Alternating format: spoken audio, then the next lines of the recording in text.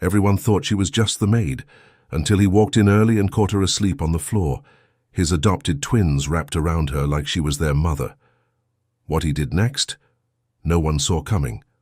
It was supposed to be the most important deal of William Hodges' career, a high-stakes meeting in Atlanta, a merger that could have added another billion to his already unshakable empire.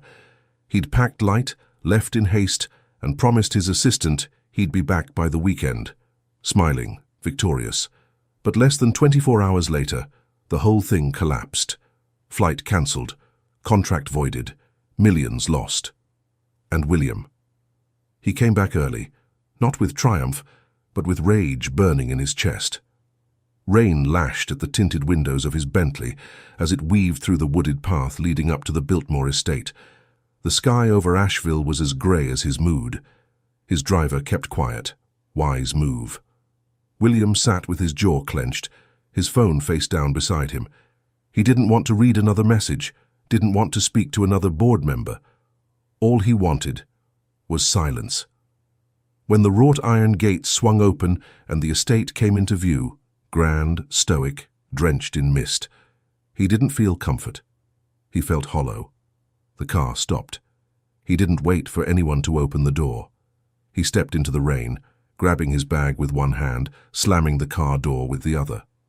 Inside, the mansion was quiet, too quiet. No footsteps, no greetings, just the soft echo of his Italian leather shoes across polished marble floors. "Victoria," he called out, sharp and tired. "Where is everyone?"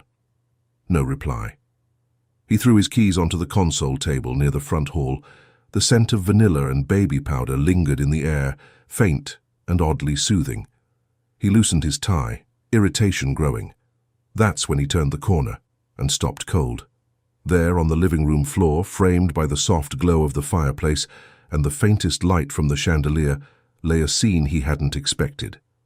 Victoria Gibson, the maid, asleep. But not just asleep. She lay curled on her side, her arms wrapped around both of his adopted twins, Emily and Evan. One child pressed against her chest, the other nestled into the curve of her belly, breathing in sync with her. A blanket barely covered them. She looked safe. So did they. His throat tightened. For a long second he just stood there, watching. His anger confused itself, disoriented by the tenderness of what he was seeing. She wasn't a maid in that moment. She was theirs, and they were hers. He blinked, forcing himself to move, to speak, to do something. "Victoria," he said, quietly at first. She stirred. Then slowly her eyes opened. The moment she realized who was standing there, her body stiffened, panic blooming in her face. "Sir, I didn't know you were back. I'm sorry, they were fussy, wouldn't sleep. I just meant to stay with them for a bit and then—" He cut her off with a hand gesture.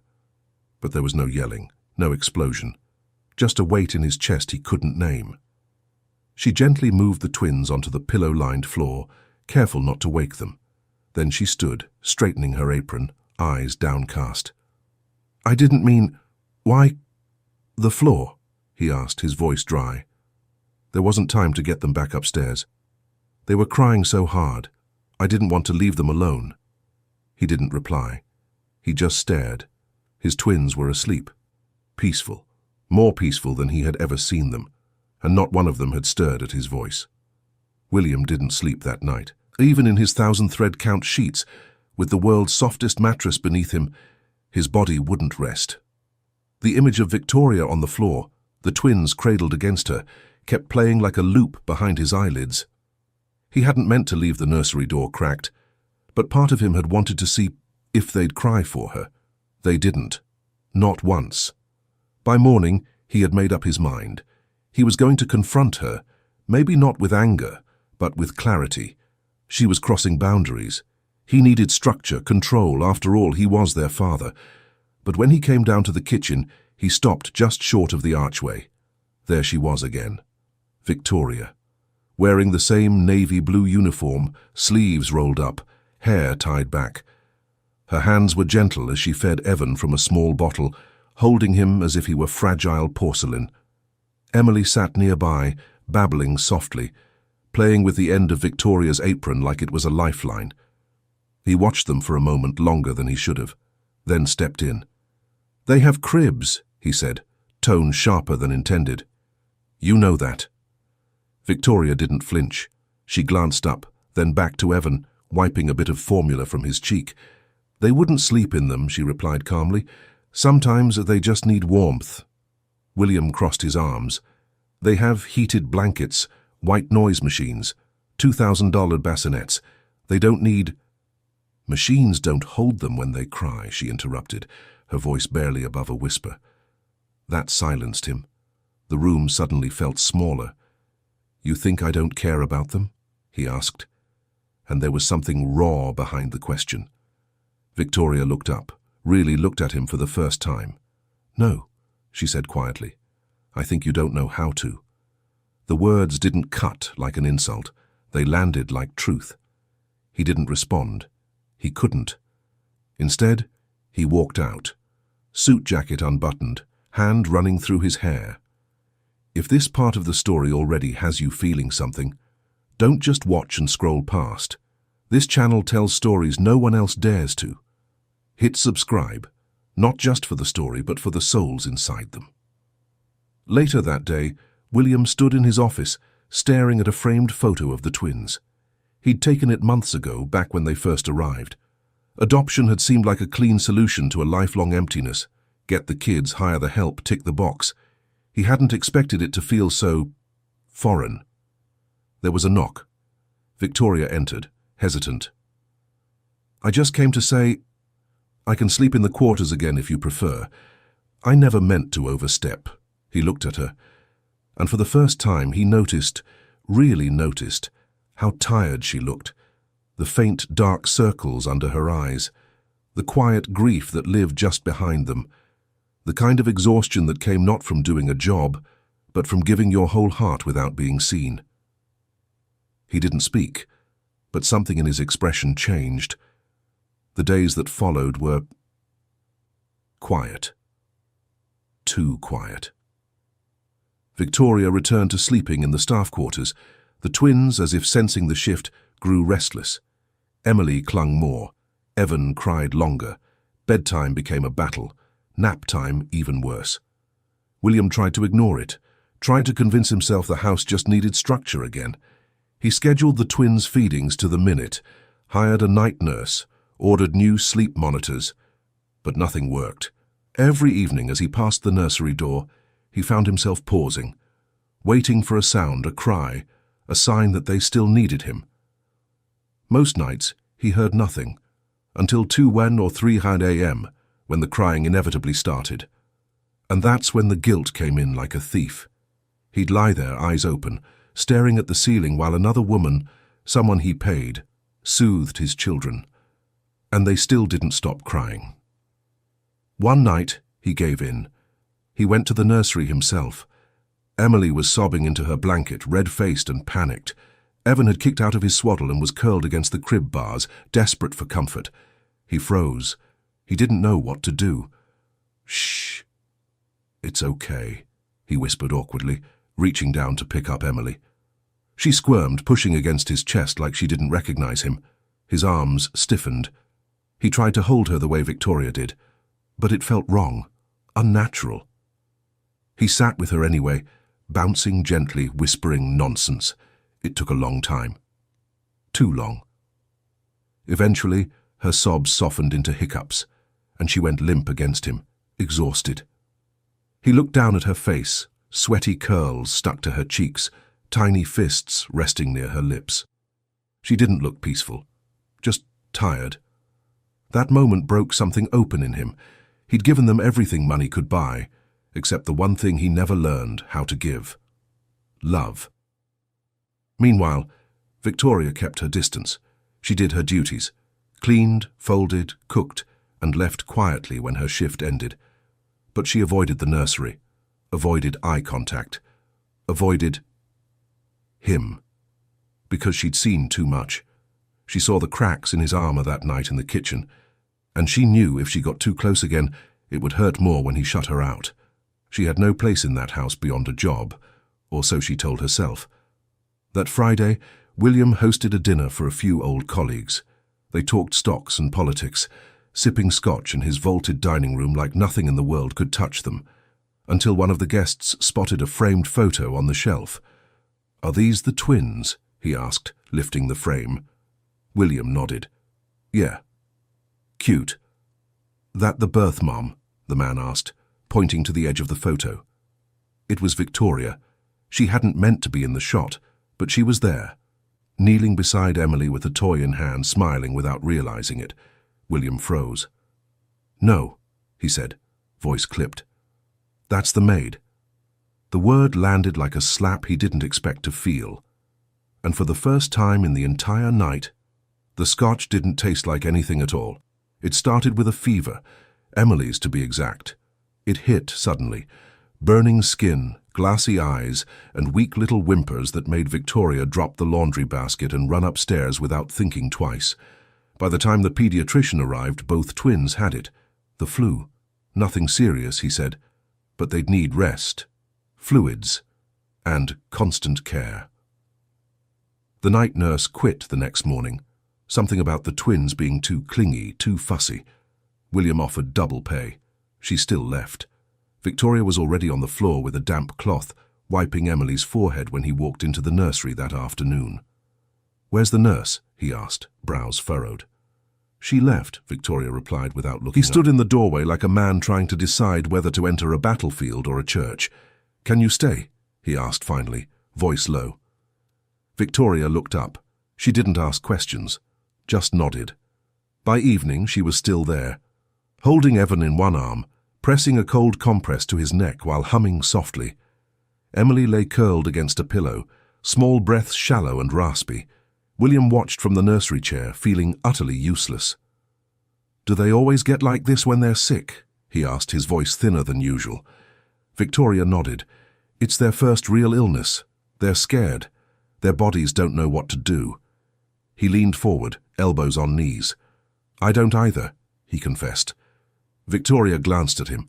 The words hung in the air, unguarded, unexpected.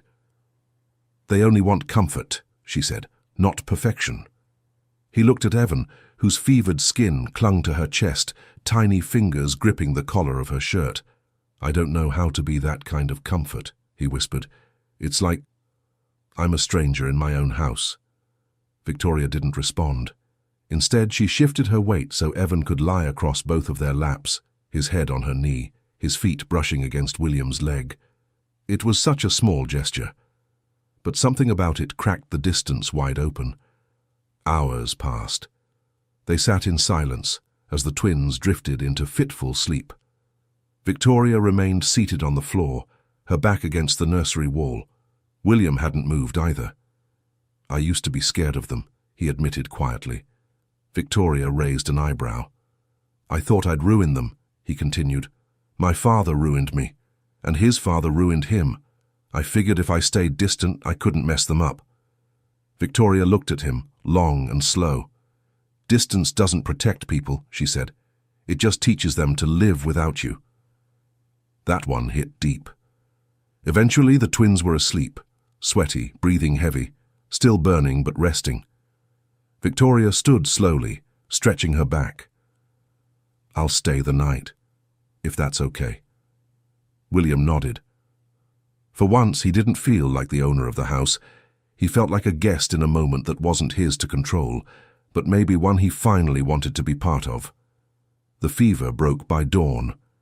Victoria hadn't slept, at least not in the way most people sleep.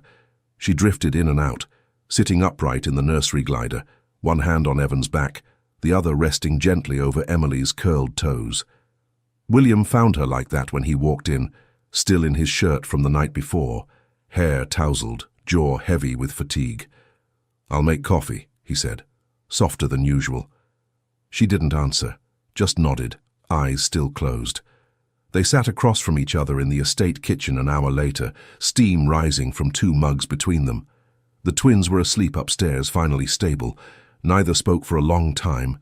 Then, quietly, William broke the silence. "You said something the other day about distance teaching people how to live without you." Victoria looked up. That's something you learn or something you lived. She met his gaze, and for the first time since she walked into his life 2 years ago, she let herself be seen. My son, she said, voice calm but tight, was 2 when he passed. The words landed like a held breath, hitting cold air. William sat up straighter. I didn't know. I don't talk about him, she continued, not because I've forgotten, but because once I start, I don't know how to stop. He didn't interrupt. She looked down at her cup, her fingers tightening around it, like it was anchoring her. It was pneumonia. He was fine one day. The next he was in the ER, and then he wasn't. I didn't have insurance. I didn't have help. I had 3 jobs and a church pantry. William's throat tightened. I took this job because I thought maybe being around children again would hurt less over time. Maybe I'd feel useful. She finally looked at him again. But I didn't expect to love them. Not like this. Her voice cracked just barely. William's heart ached, not just for her, but for everything he'd never asked, never noticed. She had been in his home, in his children's lives, in his orbit, and he never saw the storm she carried inside. I'm sorry, he said, and for once he meant it with his whole chest, not the corporate kind of sorry, not the polite, detached kind, the real kind, the kind you say when someone hands you a piece of their pain, and you hold it gently. Later that afternoon, while Victoria napped upstairs next to the twins, William wandered into the staff hallway. He passed by the small room she slept in, modest, sparse. He noticed a photo tucked into the corner of her mirror. A little boy, big brown eyes, dimpled smile. William stared at it for a long time, long enough to understand that there were some kinds of love in the world that didn't need contracts or bloodlines or names carved into oak cradles. Some love was just survival, wrapped in softness. The next few days moved slower, not because there was less to do, but because something had shifted. It was no longer just Victoria caring for the twins and William disappearing into his schedule. Now he stayed. He held Evan while Victoria changed Emily's diaper. He warmed bottles. He helped with bath time, clumsily at first, then more naturally, like muscle memory he didn't know he had. And in those small moments, they laughed. It was a Tuesday morning when it happened first. Victoria stood in the kitchen holding Emily with one arm, trying to stir oatmeal with the other. William, in his crisp white shirt, stepped in and paused. "You're stirring it like it insulted you," he said. Victoria smirked. "And you're standing there, like a man who's never made breakfast in his life." He walked over, took the spoon from her hand and gave it a gentle swirl. "There," he said, "less violence, more finesse." "Impressive," she replied. "Did one of your assistants teach you that?" He almost smiled. "No, my mother. She used to make porridge every morning, no matter how early she had to leave for work. She didn't know a thing about stocks or estates, but she knew how to make things feel warm." Victoria looked at him, surprised by the softness in his voice. "You miss her?" she asked. He paused. "I miss the version of me that felt close to her." That silence said more than any answer could. That afternoon, they took the twins Blankets outside. on the lawn, sunshine warming the stone paths of the estate. Emily giggled as William tried to blow bubbles, most of them popping instantly. Evan chased them with the unsteady wobble of toddler knees. Victoria laughed so hard she nearly fell back. "I've never seen you like this," she said between laughs. "Like what?" "Human." William picked up Evan and cradled him under one arm like a football. "I don't think I knew how to be," he admitted. "Not until now." They sat there in the quiet hum of birds and baby sounds, the wind teasing the edges of Victoria's curls, brushing past William's collar. And for the first time, there was no sir, no maid, no pretense, just 2 people, and 2 little souls who had somehow brought them both back to life. That night, as the twins lay asleep, Victoria reached for her coat. "You don't have to go," William said, standing in the hallway, voice soft. She paused. "I should." He stepped closer. "But do you want to?" A long silence. She looked down, then up, eyes steady. "I don't know," she whispered. Whatever this is, it feels dangerous." "Maybe it is," he said, "but it also feels like the first thing in years that's real." It was just one phone call, but it changed everything. Victoria was in the nursery, singing quietly as she folded clothes. The twins were asleep. The house was still. William stood downstairs, phone pressed to his ear, jaw clenched.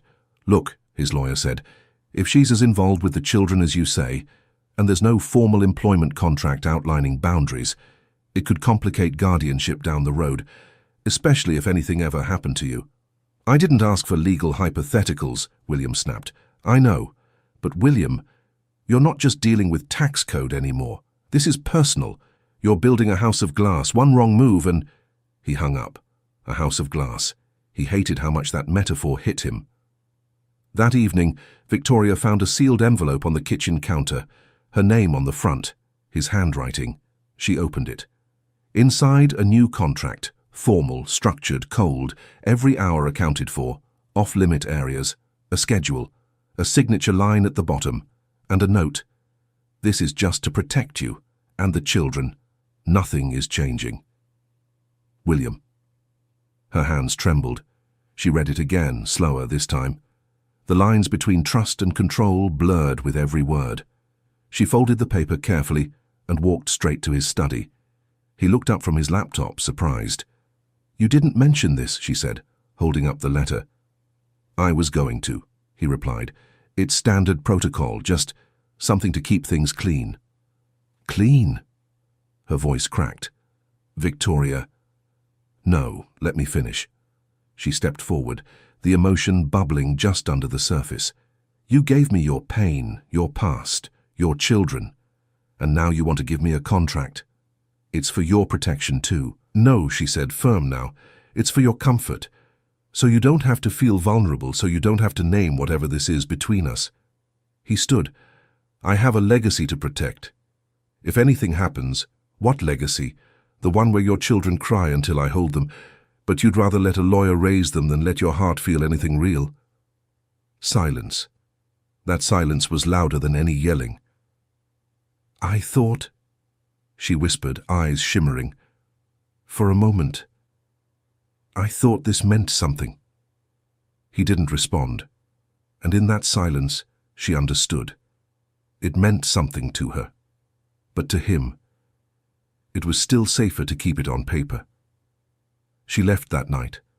No raised voices, no slammed doors, just the sound of her footsteps fading into the dark. William stood in the foyer, the unsigned contract still sitting on the kitchen counter, and the nursery upstairs quieter than it had ever been. Emily stirred in her crib. Evan made a soft whimper, but no one came. The house felt different without her, colder, quieter. It had only been 3 days since Victoria left, but William felt it in every creaking hallway, every untouched coffee mug, every time one of the twins reached for a face that wasn't there. Evan cried harder now. Emily stopped giggling altogether. The new temp nanny didn't last 2 days. He tried to go back to normal, boardrooms, conference calls, cold meals eaten between deadlines, but nothing felt right, because nothing was the same. He walked past her room once. It still smelled like her lavender lotion. The photograph of her son was gone. And somehow, that absence, not just her but him, hurt more than he expected. Victoria sat in her tiny apartment across town. It was cleaner now, organized, controlled, but it didn't feel like home. She stared at the folded contract still sitting on her nightstand. She hadn't thrown it away. Couldn't. The twins' scent was still on her hoodie. She pressed her hand against her chest and felt something she didn't know she'd been carrying until it was ripped away. A purpose, a bond, a love that scared her. Because it wasn't just about them anymore. It was him. The way he looked at her when he thought she wasn't watching. The way he stayed when she cried. The way he tried, awkwardly but honestly, to be better. And the way he pushed her away, the exact moment it got real. William stood in the nursery that night, alone. He watched the twins sleep. Evan stirred, restless. Emily's arm reached out, the same way she always did when she expected Victoria to be close by. He sat down on the floor, back against the wall, just like Victoria used to. His heart felt heavier than it ever had, not because of guilt, not even regret, but fear. Fear that he let go of the one person who saw him, not the billionaire, not the father on paper, not the polished man in cufflinks, just him. That night, he picked up his phone. He typed out 3 words. Come back home. He stared at it. Backspaced, typed again. They miss you. Backspaced, typed again. Slower this time. Carefully. I do too. He didn't add a period. He just hit send and waited. On the other side of town, Victoria heard the buzz, saw the message, read it once, then again, then pressed her fingers to her lips as tears stung the edges of her eyes. Victoria didn't reply to the message right away. She didn't have to. By morning, William was standing outside her apartment building, suit jacket slung over his shoulder, hair unkempt, his face uncertain. He hadn't stood outside a woman's door like this since college. She opened it slowly, eyes red but calm. "Hi," he said. "Hi," she replied. No one moved for a moment. Then, gently, William held something out. It wasn't flowers or gifts. It was a stuffed elephant, Evan's favorite, worn at the ear, stitched once by hand. "You left this," he said softly. Her eyes filled again.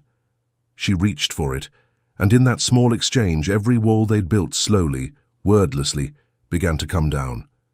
He stepped inside. They sat across from each other in her tiny living room, a single window letting in golden North Carolina sunlight. "I was scared," William finally said, of how real it felt, of what it meant to need someone and not just employ them. Victoria didn't interrupt. "I thought I could manage everything with control, contracts, plans, but you didn't fit into any of it. You didn't belong in a box I could label." "You wanted to protect yourself," she said. He nodded. "But you hurt me to do it." He nodded again, slower this time. "I'm not asking you to forget it, but I am asking—" He paused, the words catching in his throat. "If we can try again, without the walls, without the titles." She stared at him, then smiled. A small, pained, real smile. "You know what I missed the most?" she said. He raised an eyebrow. "Sleeping on the floor next to them. When the house was quiet, and it felt like the whole world stopped for a second, like they were safe, like I was." He looked down, then back at her, eyes shimmering with something closer to hope than he'd ever dared feel. "Then come back home," he said. "Not as the maid." She tilted her head, heart racing. "Then as what?" He held her gaze. "As family." The next evening, the nursery was warm with lamplight. Victoria lay curled on the rug beside the twins, both of them tucked into her arms, just like that first night. Only this time, William was there too. He sat beside her, back against the crib, watching the rise and fall of their tiny chests. "They sleep better with you," he whispered. "They'll sleep better with both of us," she replied. And he believed her. Do you believe that love, real love, can grow in the most unexpected places, in people you never saw coming? If you felt something in this story, don't just leave, subscribe. Let stories like this find you again. You belong here.